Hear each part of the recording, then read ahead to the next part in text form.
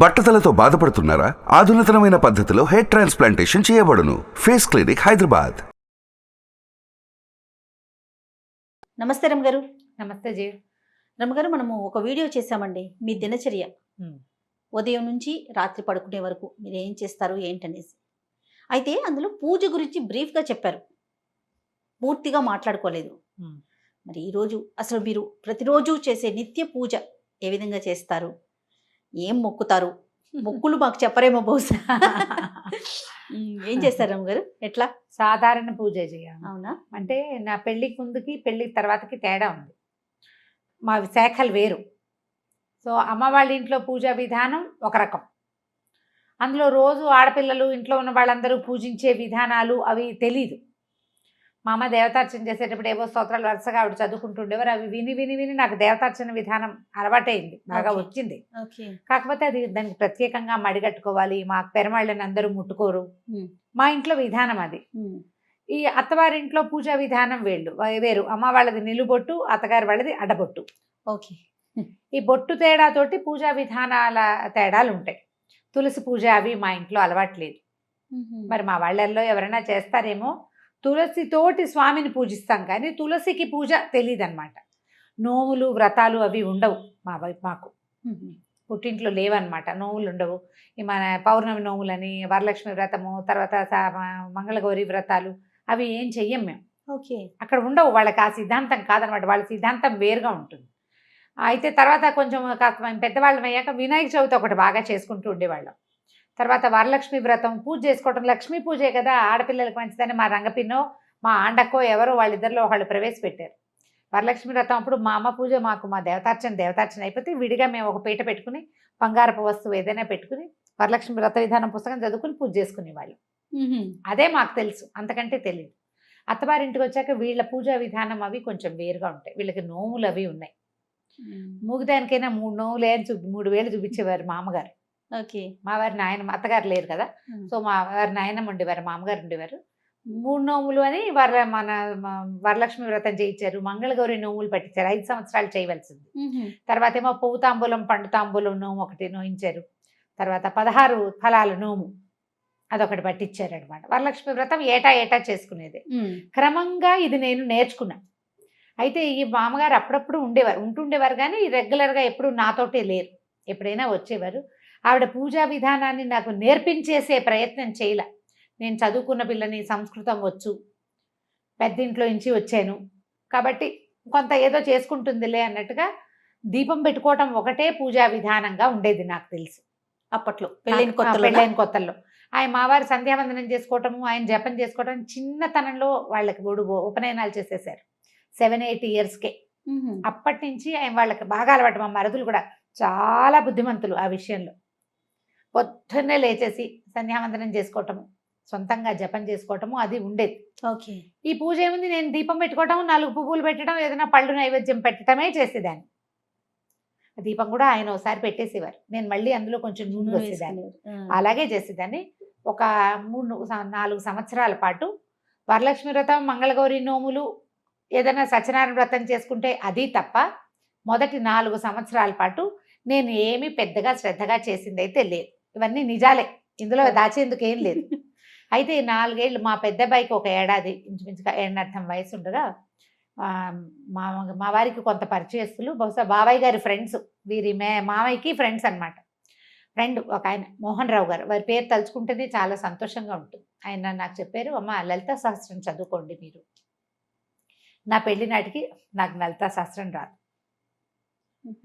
ఇంచుమించు నాకు ఒక 30 సంవత్సరాలు వస్తూ ఉండగాను, ఇంకా రాలేదు, 30 రాకముందే నేర్చుకున్నాను అనుకో. మా పెద్దక్కయ్య లలిత కామ్యం, అందరూ చదవకూడదు అనేది. మా ఇళ్లలో అసలు లలితా శాస్త్రం చదివే పద్ధతే లేదు. అయితే ఒకసారి చెప్పడానికి మొదలుపెట్టింది. మేము ఒక 20-15 శ్లోకాలు నేర్చుకున్నాం. మా అక్కయ్య నోటికి చెప్పేది. అక్కయ్య చదువుకోవటమే, అయితే అక్కయ్యకి చెప్పడం వచ్చు. నేను ఎట్లా చెప్తున్నా అట్లా మా పెద్దక్కయ్య చెప్పేది. నేను, మా చుందు, మా ఆఖరక్కయ్య, మా పెద్దక్కయ్య గారు అమ్మాయి, అట్లా మేము ముగ్గురున్నాం. మాకు తొందరగా వస్తాయి. సంస్కృతం ఒకటి ఉంది కదా, ఒక 18 శ్లోకాలు ఏమో 20 శ్లోకాలు చెప్పుకుని ఉంటాం అంతే, అంతకంటే చెప్పుకోలే. ఆయన లలితా శాస్త్రం చెయ్యండి అని చెప్తే ఇక అప్పుడు రోజు చదవటం నేర్చుకోవడం కోసం నేనే సొంతంగా చదువుకున్నా. అందరికంటే నాకు ప్లస్ ఏంటంటే నాకు సంస్కృతం రావటం, వాచా దోషాలు లేకుండా చదవటం వచ్చు. ఆ, ఒక పదాన్ని అక్కడ ప్రింట్లో తప్పుంటే ఈ అక్షరం ఇట్లా ఉండకూడదు, ఇది కాదు అయ్యి ఉంటుంది, పదం ఇది కాదు అని నేను సరి చేసుకోగలను. నాకు డౌట్ వస్తే మా ఐదొకే వసంత, తను పిహెచ్డి సంస్కృతంలో, తను ఫోన్ చేసి వసు ఏమిటో ఇక్కడ ఇలా ఉంది, ఈ పదం కరెక్ట్ అంటావా అని అడిగితే మా అక్కయ్య అయినా కరెక్ట్ చేసేది. 4-5 పదాలు మా అక్కయ్య కరెక్ట్ చేసింది, మిగిలినవన్నీ నేనే కరెక్ట్ చేసుకున్నాను. అట్లా లలితా సహస్రం చదవటం అలవాటైంది. రోజు అప్పుడు చదువుకునేవారు. రోజు చదివేదాన్ని. ఇప్పుడు కూడా చదువుతా కానీ అంత అప్పుడు నేర్చుకోవడం కోసం ప్రతిరోజు పెద్ద స్వరంతో, పెద్ద గొంతుగా తన వాయిస్ పెద్దది. ఆ తర్వాత నన్ను ఖడ్గమాల వైపుకి తిరిగింది మనసు. లలిత, ఖడ్గమాల, ఈ 2 దేవి ఖడ్గమాల కూడా అవి చాలా అట్రాక్ట్ చేస్తాయి అన్నమాట. తర్వాత అంటే మా పెళ్ళైన ఒక 10-11 సంవత్సరాలకి మా మామగారు చేసేవారు రెగ్యులర్గా దసరా ఉత్సవాలు 10 రోజులు ఉత్సవాలు చేయటం మా ఇంట్లో అలవాటు ఉంది. మా వారికి ఏదో ఒక ఉత్సాహం వచ్చింది, తను చేద్దాం అనుకున్నారు. అప్పటి నుంచి మొదలుపెట్టి ఇప్పటిదాకా దసరాలు చేస్తూనే ఉన్నాం మేము.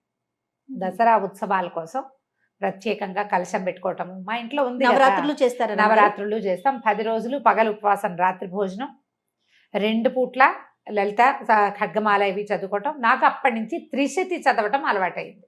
ఓహో. లలిత సహస్రము ఖడ్గమాల కంటే కూడా త్రిశతి విపరీతంగా ఆకర్షించింది నన్ను. అది చదువుతూ ఉంటే ఎలా వస్తుందంటే ఒక పూనకం వచ్చినట్టు ఉంటుంది అనమాట. అసలు అమ్మవారి యొక్క ఆవిడ యొక్క శక్తి ఒక్కొక్క పదంలో తెలుస్తూ ఉంటుంది. అర్థం అవ్వటం ఎంత ప్లస్ అంటే, నేను భగవంతుడికి కొన్ని లక్షల సార్లు నమస్కారం చేసుకున్నాను. నన్ను ఒక సంప్రదాయ సంస్కృత పండితుల ఇంట్లో పుట్టించి ఈ పదాలకి అర్థం తెలుసుకోగలిగే మాత్రపు ప్రజ్ఞని నాకు పెట్టినందుకు, నా పూర్వజన్మ కర్మ ఫలితం వల్ల, భగవంతుడి అపార కృపాకటాక్షాల వల్లే అది కుదిరింది. ఆ పదాల అర్థం తెలిస్తే ఆ శక్తిలోకి మనం ప్రవేశిస్తున్న భావన వస్తుంది జయ. అవునమ్మా, అవును. స్పెల్లోకి మనం వెళ్ళాలి లోపలికి. ఆ వెళ్ళగలిగే అవకాశం లభించింది. అట్లా ఈ లలిత మొదలుపెట్టిన దగ్గర నుంచి నాకు నిత్య గౌరీ పూజా విధానం ప్రాక్టీస్ చేశాను నేను. మా వాడికి, మా పెద్ద అబ్బాయికి 2 ఏళ్ళు అంటే ఇప్పటికి ఇంచుమించుగా ఒక 23 సంవత్సరాల నుంచి నిత్యము గౌరీ పూజ, షోడశోపచారాలు గబగబ గబగబా చేసేసుకుంటా. శుక్రవారం మాత్రం లక్ష్మీ పూజ. ఇది ప్రాక్టీస్ అయింది. అప్పటి నుంచి చేస్తూనే ఉన్నా. మామూలుగా నాకు స్తోత్రాలు అవి చాలా అలవాటున్నాయి. దీంతో పాటు ఇంకొక విషయం ఏం చెప్పాలంటే, సమాశ్రయణం అంటారు వైష్ణవులలో, అదొక విధానం. అంటే శ్రీ వైష్ణవ పూజా విధానంలో ఈ శంఖ చక్రాలు వేస్తారు భుజాల మీద. ఎవరికైనా శ్రీ వైష్ణవం ఇవ్వచ్చు అలాంటివి వినుంటారు కదా. అవునమ్మా. నాకు కూడా సమాశ్రయణం అయింది. నా పెళ్లికి ముందే చేశారు. అప్పుడు స్వామివారు ఒక అవకాశం ఇలా చెయ్యండి అని చెప్తే, మా అమ్మ మా ఇంట్లో ఎవరిదో సమాశ్రయణాలు జరుగుతున్నప్పుడు, నాకు వివాహానికి ముందే జరిగింది. సాధారణంగా వివాహం అయ్యాక చేస్తారు. మరి భగవంతుడు నాకు ఆయన నా మీద చూపించిన అపార కృపాకటాక్షాల్లో అది కూడా ఒకటి. అది అవ్వటం వల్ల నేను ఇంకా వేరే ఏ మంత్రోపదేశము తీసుకోలేదు.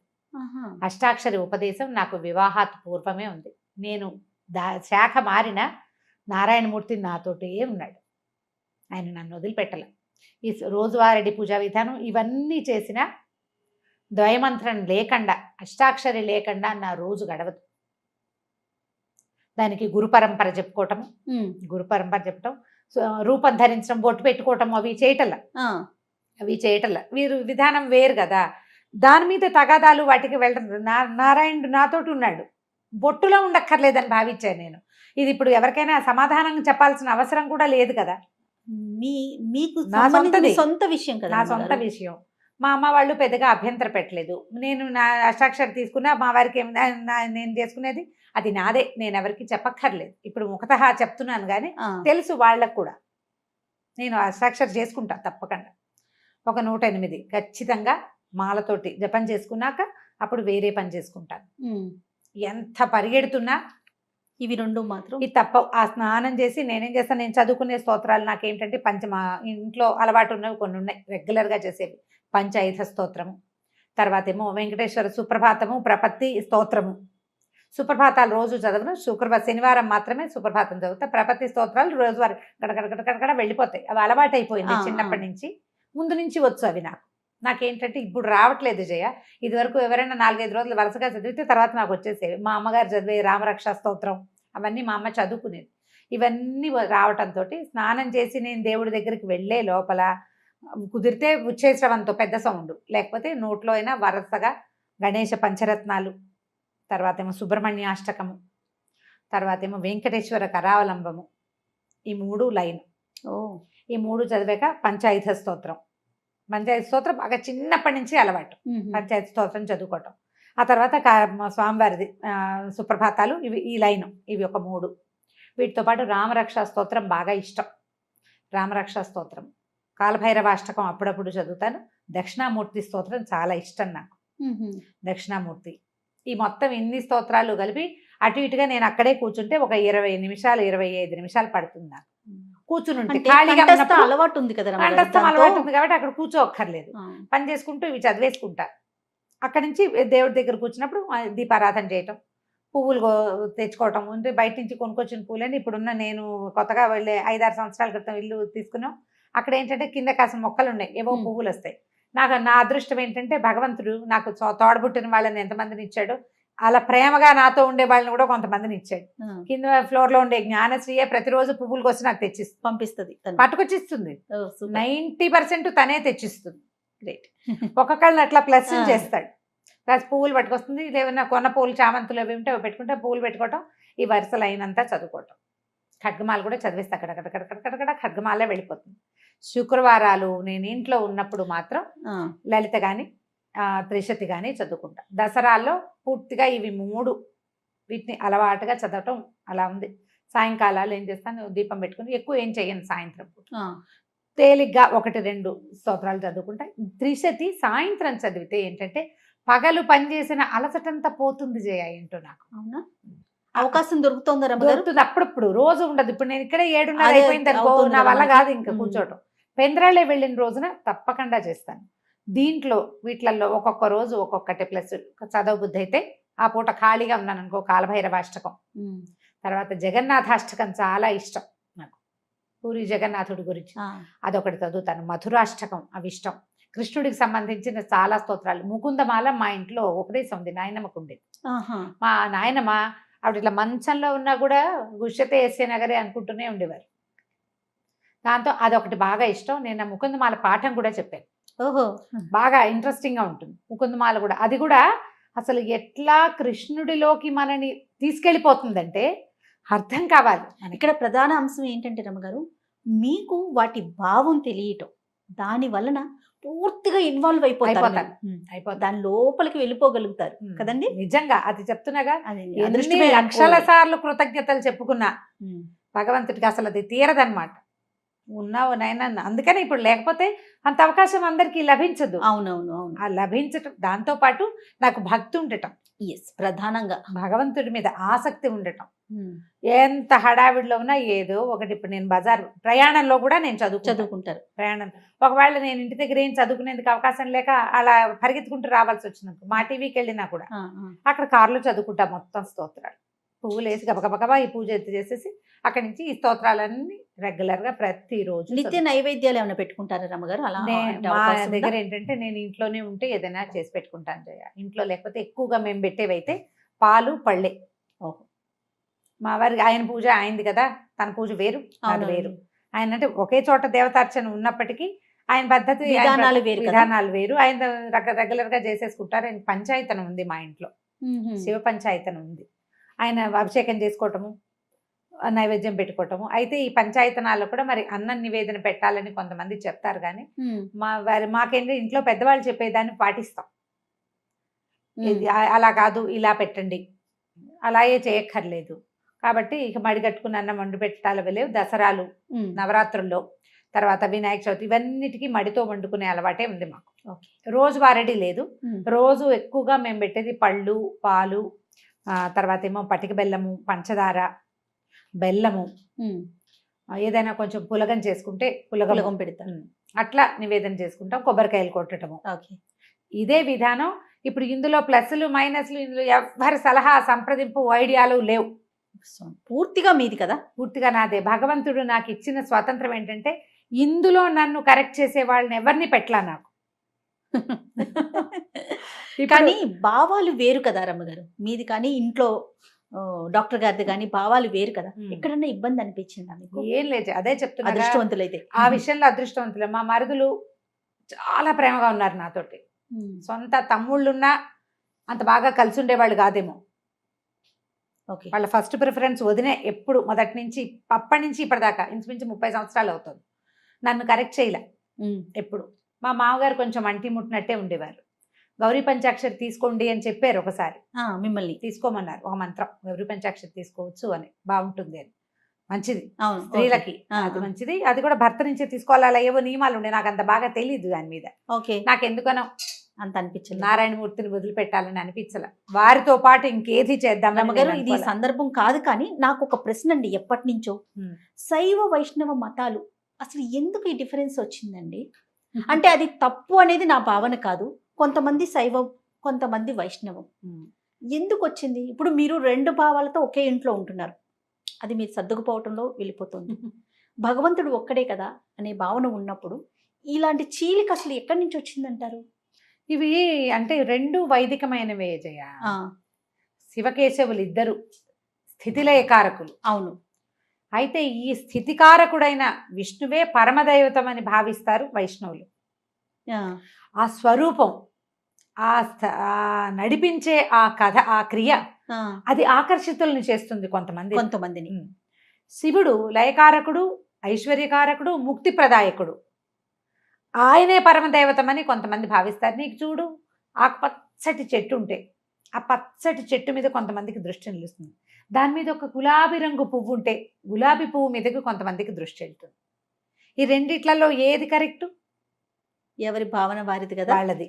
దీంట్లో ఏమైందంటే నాదే కరెక్ట్ అనేది తీవ్రత వచ్చేసింది. ఆ భావం కరెక్ట్ అండి, కరెక్టా అంటే మనం చెప్పలేకపోతాం జయ. మనం ఇదంతా మాబ్లో ఉంటుంది, జనాలు గుంపుగా చేరినప్పుడు వాళ్ళ భావాలు ఉంటాయి. నారాయణమూర్తి ఆ స్వరూపము, ఆయన ఆ చెప్పబడుతున్నటువంటి రకరకాల క్రియలు, ఈ దశావతారాలు, ఇవి కాకుండా చెప్పబడే మొత్తం 21 రకాల అవతారాలు, అవన్నీ ఆకర్షితుల్ని చేస్తాయి కొంతమంది. పరమేశ్వరుడు, ఆయన యొక్క రుద్రమూర్తులు, ఆయన యొక్క క్రియాకలాపాలు, సదాశివుడుగా నిరంతరము శక్తితో కలిసి ప్రపంచంలోనే ఉండటము, ప్రపంచ నిర్మాణ శక్తి పరమేశ్వరుడే అవటము కొంతమందిని ఆకర్షితులు చేస్తుంది. భగవంతుడు నాకు ఇచ్చిన వరం ఏంటంటే, నాకు వీళ్ళిద్దరిలో తేడా లేదు. అది ఎంత ఆకర్షిస్తుందో ఇదంతా ఆకర్షిస్తుంది నన్ను. నేను లలితలో ఎంత మిళితమైపోతానో విష్ణు సహస్రనామంలో అంత వెళ్ళిపోతాను. విష్ణు సహస్రనామము చదువుకుంటాను, అది రోజువారీ క్రియ. అంటే అంశాలు వేరైనా భావం ఒకటే కదా. ఒకటే, భగవంతుడు ఒకడే. నిన్ను ఆకర్షించే భావాలు రెండు వేరు వేరు ఉంటే ఒకదాని మీద తీవ్రంగా వెళ్తాం, అందుకని అట్లా వచ్చింది. విష్ణు సహస్రనామం కూడా నా రోజువారీ కార్యక్రమాల్లో ఉంటుంది. కడకడగడ ఏముంది, 7-8 నిమిషాలు పడుతుంది, అలవాటైపోయింది. అలవాట్లో చదువుకుంటూ ఉంటాను. ఇప్పుడు ఇది కరెక్టా కాదా, మీరు అలా ఇలా చేస్తారు లాంటి ప్రశ్నలు ఇందులో కుదరదు. నా ఆసక్తి భగవంతుడి మీద నాకున్న విశ్వాసం అంతే. నేను ఎలాంటి స్వరూపమైనా నన్ను ఆకర్షిస్తుంది. లక్ష్మీ నరసింహస్వామి ఎక్కువ ఆకర్షిస్తాడు. మా పుట్టింట్లో ఉండటం వల్ల మాకేమో ఇలవేల్పు నరసింహస్వామి. నాకు అసలు నరసింహస్వామి విగ్రహం ఎక్కడైనా చూస్తే నాన్నను చూసినట్టు ఉంటుంది. నాకు పరిగెత్తుకుంటూ వెళ్ళిపోతాం, అక్కడ నరసింహస్వామి కనపడ్డంటే మావాడు అంతే, అలాగే అనిపిస్తుంది. మా నాన్నను చూసినట్టే ఉంటుంది. నేనే కాదు, మా ఇంట్లో ఉన్న జనమంతా నరసింహస్వామికి అట్లాగే ఆకర్షితులు అవుతారు. మా చిన్నతనం అలవాటును బట్టి అంతే. మా నాన్న కరావలంబం చదివేవారు, నృసింహ కరావలంబం. అది కూడా నాకు నోటికొచ్చు. మొత్తం మా సమూహం అందరికీ వచ్చింది. కరావలంబం కూడా అట్లాగే ఆకర్షిస్తుంది. ఇంత భక్తి ఉన్నా కూడా నేను కొంచెం ప్రాక్టికల్గా ఉండటమే నా యొక్క భగవంతుడు ఇచ్చిన వరం అనమాట. నాకు ఇన్ని చెప్తున్నారు, ఇన్ని స్తోత్రాలు చెప్తారు, ఇంత పూజా విధానం ఉంది కదా రమ్మగారు, కానీ మీరు మాట్లాడేది ప్రాక్టికల్గా ఎలా చెప్తారంటే భక్తి ముఖ్యం, భావన ముఖ్యం. భావమే ముఖ్యం. భక్తి ఉండాలి, భావం చాలా ముఖ్యం. అది ఉన్నప్పుడే మనస్ఫూర్తిగా పూజ చేసుకోగలుగుతాం. అది 5 నిమిషాల అరగంట అనేది పక్కన పెడదాం, అవకాశాన్ని బట్టి అంతే. రైట్. చాలా బాగుంది రమ్మగారు. నమస్తే. నమస్తే. అండ్ బిజినెస్ ప్రమోషన్స్ కోసం కింది నెంబర్కి కాంటాక్ట్ చేయండి.